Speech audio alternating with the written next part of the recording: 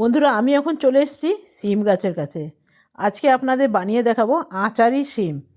এই যে দেখছেন ছোট ছোট শিম, আরও উপরে আছে, আপনাদের আপনাদের দেখাই, দেখবেন প্রচুর। তবে ছোট ছোট শিমগুলো তরকারি খেতেও ভালো লাগে, আবার বাটা খেতেও ভালো লাগে। এই যে দেখছেন ছোট ছোট শিম, এখানে 3 রকমের শিম আছে। ওই যে উপরে অনেক আছে, তবে নিচে যেগুলো আছে সেগুলোই আমি পেড়ে নেব। এই যে দেখুন, বেশ অনেক কটাই পেড়েছি, আমি বাড়ি গিয়ে আপনাদের দেখাচ্ছি। আর এগুলো একদম কচি, এখনও বীজ হয়নি। এই রকম শিমগুলো তরকারি খেতেও ভালো, ভাজা খেতেও ভালো। আজকে বানাবো আচারি শিম। তো বেশি পারিনি, অল্পই পেরেছি, সবগুলোই আমি বানিয়ে নেব। তবে দেখতে মনে হচ্ছে না অল্প, কিন্তু অল্প নয়, বেশ অনেকগুলো আছে। এই যে অনেকগুলো আছে। তবে শিমের ফুলগুলো খেতেও কিন্তু একদম সজনে ফুলের মতন লাগে। বন্ধুরা, যেই শিমগুলো তুলে নিয়ে এলাম, সেই শিমগুলো বানাবো আজকে আচারি শিম। এই যে দেখুন, পাতা টাতা লেগে আছে। তো চলুন, এগুলো অনেকগুলো আছে, এতগুলো করব না, এতগুলো করলে রয়ে যাবে, তো সেই জন্যে কম করে করব। প্রথমে এটা আমাকে একটু সেদ্ধ করে নিতে হবে। এই জলটা ততক্ষণ গরম হোক, আর ততক্ষণ এই রেশাগুলো পার করে নিই।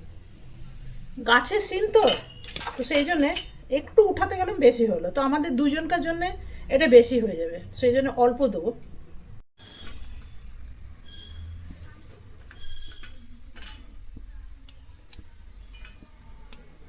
এগুলো পোকা টোকা নেই, একদম করছি না।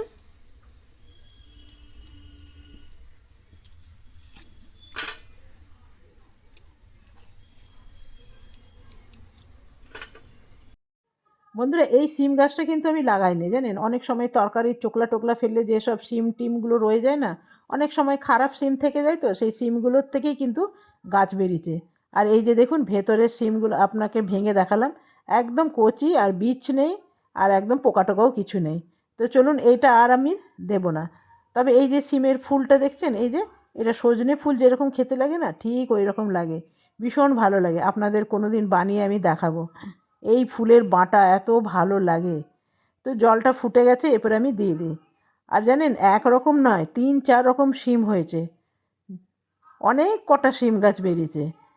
আর দেখে যা ভালো লাগছে, গাছ লাগায়নি অথচ শিম গাছ এতগুলো বেরিয়েছে, কি বলবো। তবে যেহেতু শিমগুলো খুব কচি, সেই হয়তো সেদ্ধ হতে কিন্তু সময় লাগলো না, খুব তাড়াতাড়ি হয়ে গেল। তো এটা আমি ঠান্ডা জল একটু ঢেলে দিলাম, যাতে কুকিং প্রসেসটা বন্ধ হয়ে যায়। এটা দিলাম ধনে, এটা জিরে, এটা দিলাম একটু সর্ষে, আর দিলাম মৌরি, এটা কালো জিরে, দিলাম শুকনো লঙ্কা। যেহেতু আচারি শিম, তাহলে আচারে যে যে মশলাগুলো লাগে, সেই মশলাগুলোই আমি দিলাম। আর এটা হয়ে গেছে, এখানে আমি একটু থেতো করে নেব, জাস্ট একটু টুকরো করে নিলেই কিন্তু হয়ে যাবে। তো দেখুন, বেশ অনেক কটা টুকরো হয়েছে। তবে লঙ্কাটা টুকরো হতে একটু সময় লাগবে, যতক্ষণ না লঙ্কাটা একটু ঠান্ডা হয় ততক্ষণ কিন্তু এত ভালো টুকরো হবে না। তো মোটামুটি লঙ্কাটাও টুকরো হয়ে গেছে। এই যে দেখছেন, আধ ভাঙা যেন হয়। খুব সামান্য দেবো তেল, এরপরে শিমগুলো দিয়ে দিলাম। আর চট জলদি হয়, এটা ভীষণ ভালো হয়, আপনারা কখনো বানিয়ে দেখবেন। তবে বাজারে কি এত ছোট শিম তো পাওয়া যাবে না, যেই শিমই পাওয়া যায় সেই শিমই আপনারা এনে কিন্তু বানিয়ে নিতে পারবেন। দিয়ে দিলাম নুন, হলুদ, আর যে আচার মশলাটা বানিয়েছি সেই আচারি মশলাটা দিয়ে দিলাম এখানে। ব্যাস, একটু বেশি করেই বানিয়ে নিলাম, প্রায়ই আমাদের বাড়িতে এটা হয়, আর সবাই খুব পছন্দ করে। আর একটু হলুদ দিলাম, হলুদটা একটু কম মনে হচ্ছিল, তাই আর একটু হলুদ দিলাম। এরপরে দিয়ে দিলাম একটু ধনে পাতা, আর দেবো একটা লেবুর রস। ব্যাস, লেবুর রসের জায়গায় আপনারা কিন্তু আমচুর পাউডারও দিতে পারেন। রান্নাটা আমার রেডি হয়ে গেল, এরপরে নামিয়ে নেব। গরম ভাতের সাথে ভীষণ ভালো লাগে, তবে এটা একদম গরম গরম ভাজতে হবে ভাত খাওয়ার সময়। তো তৈরি হয়ে গেল আমার আচারি শিম। দেখছেন কতটা সুন্দর হয়েছে, আপনারাও কিন্তু এভাবে বানিয়ে নিতে পারবেন। বন্ধুরা, আজকে আমার তৈরি হয়ে গেল আচারি সিম ভাজা। এটা কখনো বানিয়ে দেখুন, ভীষণ ভালো লাগে।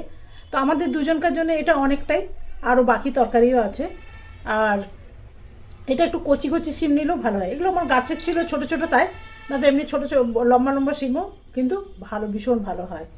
আর যেহেতু আচারের সব রকম মশলা পড়ে, এটা খেতে একটু আচার আচার লাগে, আর উপর থেকে একটু লেবুর রস দিয়ে দেন, দারুণ। তো চলুন, কেমন লাগলো অবশ্যই জানাবেন। ভালো লাগলে একটা লাইক করবেন, সাবস্ক্রাইব করবেন, আমার পাশে থাকবেন। আর কি চাই, এইটুকু হলেই যথেষ্ট। তো বন্ধুরা, আমি এখন ভাত নিয়ে বসে গেছি আচারি শিম দিয়ে। একদম গরম আছে, গরম গরম অবস্থায় যদি এটা খাওয়া হয় তাহলেই কিন্তু খেতে ভালো লাগবে। তো চলুন এটা দিয়ে আমরা এখন খাই। আর খেতে যা ভালো হয়েছে না, আপনি বিশ্বাস করবেন না, একবার বানিয়ে দেখুন, অসাধারণ লাগবে।